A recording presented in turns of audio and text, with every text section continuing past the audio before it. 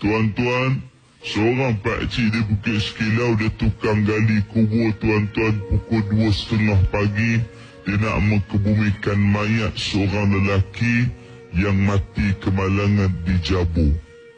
Ya, 2:30 pagi tuan-tuan yang dirahmati Allah. Bila sampai dia terima panggilan 2:30 pagi daripada pihak hospital kan. Hospital sekarang ni orang mati, orang yang dah meninggal pihak hospital akan uruskan. Waris hanya tuntut saja. Tuan-tuan 2:30 pagi terima panggilan. Pak Mak, Pakcik bawa kawan dia seorang pergi hospital nak ukur lah. Nak gali liang lahat, nak kena ukur. Ya, sebab ada orang Bukit Sekilau yang lain yang gali lubang kubur tuan-tuan. Bayangkan dia tengah gali lubang kubur, dia nampak tengkorak di sebelah. Bayangkan jadi macam tu tuan-tuan. Maknanya tuan-tuan, waktu tengah mula penggalian, dia gali lubang kubur tuan-tuan yang dirahmati Allah. Sampai ke liang lahat. Liang lahat ni ada dua bentuk.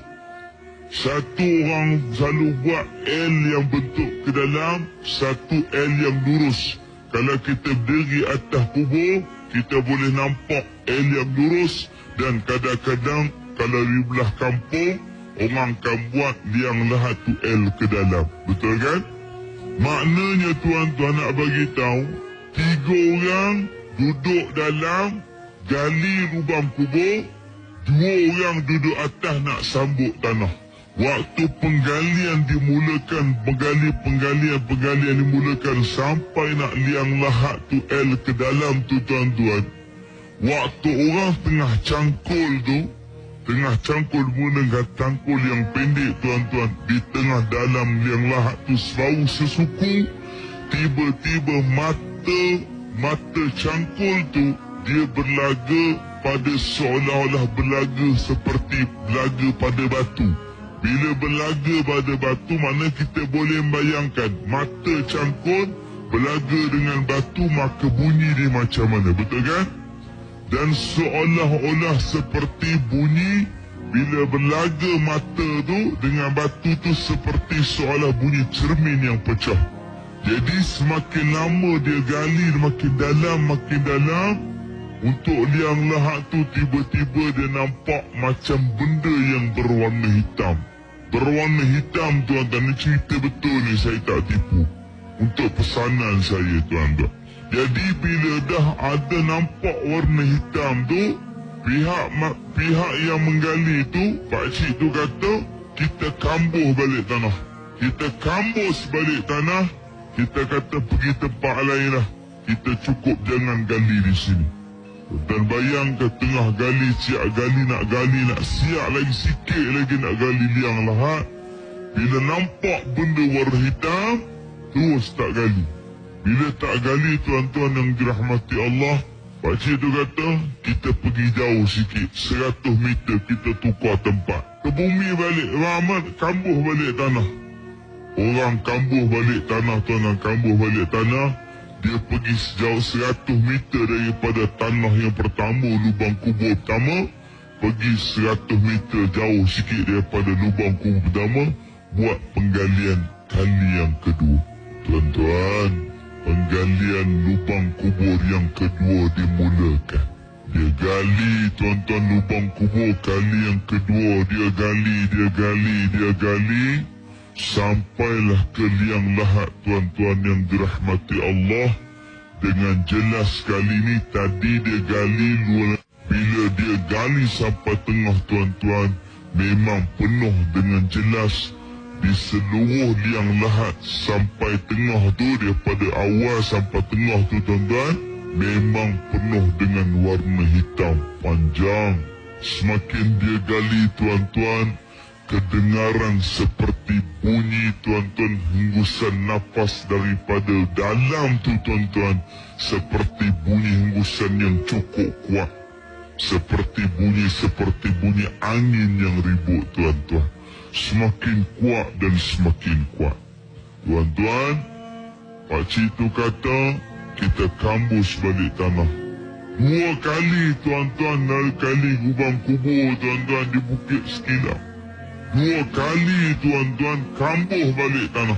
Bila kambuh balik tanah tuan-tuan, kali ni tiba-tiba waris telefon. Waris telefon, dia kata minta tolong cepat sikitlah gali lubang kubur sebab mayat dah lama meninggal. 2:30 pagi tuan-tuan, mayat meninggal tuan-tuan. Dah pukul berapa? 6:30 gali. 6:30 gali kalau 2-3 jam tuan-tuan satu lubang. Tuan-tuan bayang kalau pukul berapa nak kebumikan mayat. Kita ni tuan-tuan, bila kita akan mati tuan-tuan yang dirahmati Allah. Kata guru kami tuan-tuan, kita semua manusia kita akan mati. Jangan takut, dia kata. Yang kita nak kena takut ialah macam mana kita mati menghadap Allah Subhanahu wa ta'ala. Itu yang kita nak kena takut. Sebab tu siapa pun kita, hebat mana pun kita, jangan takut untuk kita mati. Yang kita nak kena takut macam mana kita nak mati menghadap Allah Subhanahu wa ta'ala. Kita boleh sebut tak kalimah la ilaha illallah?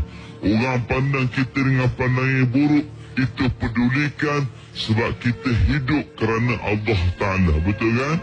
Pasal kita hidup kerana siapa? Kerana Allah Subhanahu wa ta'ala. Jangan fikir pasal orang lain. Kena ingat tu. Bila dah kata jangan tanam kat situ, biar dia bawa waris dia telefon dah kata, okey, ni mayat dah lama sangat ni tuan-tuan. Mayat dah lama sangat ni. Lubang kubur dah jadi macam tu. Kambuh balik tanah. Cambuh lubang kubur yang kedua. Tuan-tuan, bila kambuh lubang kubur yang kedua tuan-tuan, dekat mana lagi nak gali tuan-tuan? Mayat semakin lama dah tuan-tuan. Mayat semakin lama ni cerita ni tuan-tuan. Bila mayat dah semakin lama, pakcik tu kata, kali ni walau apa pun jadi tuan-tuan, dia kata kita tetap kena gali dan kita tetap kena tunggu tuan-tuan. Bila dah tuan-tuan lubang kubur yang kedua dah ditanam balik, kambuh balik, kali ni kita gali lubang kubur yang ketiga. Kali ni walau macam mana pun sekali tuan-tuan, lubang kubur ni tetap kita kena gali. Penggalian lubang kubur yang ketiga dimulakan tuan-tuan. Bila penggalian lubang kubur yang ketiga dimulakan tuan-tuan, kali ni pakcik tu sendiri yang duduk dalam kubur tu 3 orang tuan-tuan. 2 duduk di atas tuan-tuan. Penggalian dimulakan. Bila penggalian dimulakan, dia gali tuan-tuan. Kali ni bila sampai liang lahat, nampak dengan jelas liknya seperti cahaya, seperti yang keras tuan-tuan. Maka itulah yang dia beritahu pada saya, dia ceritakan pada saya tuan-tuan. Apa yang memenuhi pada liang lahat, itulah namanya seekor ular yang besar. Tuan-tuan, pernah disebutkan oleh Nabi sallallahu alaihi wasallam, orang yang meninggalkan sembahyang dengan sengaja tanpa asbab tuan-tuan, diberi makan kepada mereka syujahul aqra, ular seekor besar seperti sengkuk unta tuan-tuan, panjangnya 30 hasta tuan-tuan. Diberi makan kepada mereka manusia-manusia yang seumpama ini tuan-tuan. Kena ingatlah termasuk saya tuan-tuan. Bila dah nampak dengan jelas dalam liang lahat tu, itulah seekor ular yang besar tuan-tuan yang dirahmati Allah. Tiba-tiba yang duduk di atas tu menangis. Ada yang azan, ada yang berdoa tuan-tuan yang dirahmati Allah. Tiba-tiba tuan-tuan, pakcik tu pun semua naik atas. 3 orang, 5 orang naik atas. Dia kata, aku nak kebumikan mayat. Tolonglah ya Allah, permudahkan urusan aku. Aku nak kebumikan mayat. Mayat dah lama dah tertunggu. Mayat dah lama dah tertanam. Mayat dah lama dah tersiksa. Tiba-tiba tuan-tuan, binatang tu bergerak sedikit demi sedikit tuan-tuan. Bila dia bergerak, semua orang dengan 5 orang tu jelas nampak dengan jelas dia berdiri di atas ekor dia dengan nafasnya seperti angin ribut tuan-tuan. Dan bayang, dia berdiri di atas ekor dia tuan-tuan. Bila berdiri di atas ekor dia, tiba-tiba bila dia berdiri atas ekor dia tu menyusuh hilang di celah-celah Bukit Silang. Tuan-tuan pergi perkampungan Bukit Silang, kau tak nampak kan macam mana kubur dia? Bila dah hilang tuan-tuan, setengah jam lepas tu mayat pun sampai. Bila mayat pun sampai tuan-tuan yang dirahmati Allah, waris mesti kena tengok mayat untuk kali yang terakhir. Dibuka kainkan kafan di muka tuan-tuan, kita akan tengok tau. Siapa yang nak tengok mayat untuk kali yang akhir boleh tengok. Kita akan tengok mayat untuk kali yang terakhir tuan-tuan. Bila dah kata siapa nak tengok, waris nak tengok, okey, mayat bawa turun tuan-tuan. Ya, mayat bawa turun. Bila dah semua waris semua dah tengok mayat tu tuan-tuan yang dirahmati Allah.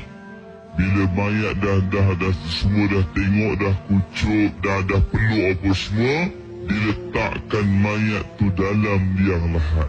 Tuan-tuan, waktu orang sedang meletakkan mayat ke liang lahat, muka kita ni, dahi kita, hidung kita, mulut kita tuan-tuan akan bercium tanah. Kerana manusia asalnya daripada tanah dan kemudian dia akan kembali daripada tanah. Kemudian tuan-tuan, apabila diletakkan di belakang mayat tu dengan beberapa ketul tanah tuan-tuan yang dirahmati Allah, baru orang nak letakkan papan yang lahat tu tuan-tuan, tiba-tiba dengan jelas orang nampak dengan jelas tuan-tuan, semua orang yang berada di situ, tiba-tiba orang nampak batuk makhluk yang namanya ular tadi, yang 5 orang tak cerita tadi keluar daripada celahan-celahan lubang kubur tuan-tuan. Bila dia keluar begitu tuan-tuan, semua orang berlari jauh daripada lubang kubur, duduk tepi jalan, dekat tepi jalan Bukit Silang tu. Bila dah begitu tuan-tuan yang dirahmati Allah, 10 minit lepas tu sampai tuan-tuan, dia masuk terus. Bila sampai masuk terus tuan-tuan yang dirahmati Allah, orang tak tunggu lagi tuan-tuan. Bila orang dah tak tunggu lagi apa tuan-tuan, orang ambil tanah, orang terus kambus. Ambil papan lahat tu terus tutup tuan-tuan. Ketika mana orang waris-waris ambil cangkul, ambil skop tuan-tuan, ditaburkan tanah tuan-tuan di atas liang lahat, di atas tanah kubur tu tuan-tuan. Tuan-tuan bayangkan, orang boleh mendengar seperti orang minta tolong tuan-tuan. Tolong tuan-tuan, orang minta tolong tuan-tuan. Bayangkan, orang boleh mendengar waktu orang tengah baca talqin tu, orang tengah baca tahlil, baca doa tuan-tuan, orang boleh mendengar seperti tulang yang patah sedikit demi sedikit, sedikit demi sedikit tuan-tuan yang dirahmati Allah. Bila kita tanya tuan-tuan siapa dia tuan-tuan, ada pengajaran dia berkaitan dengan semayang tuan-tuan yang dirahmati Allah. Ya, kita tak mau cerita banyak lah. Cuma kita nak bagi tahu pesanan pada saya tuan-tuan, Ramadan berlalu pergi, semayang jangan kita pergi sekali tuan-tuan.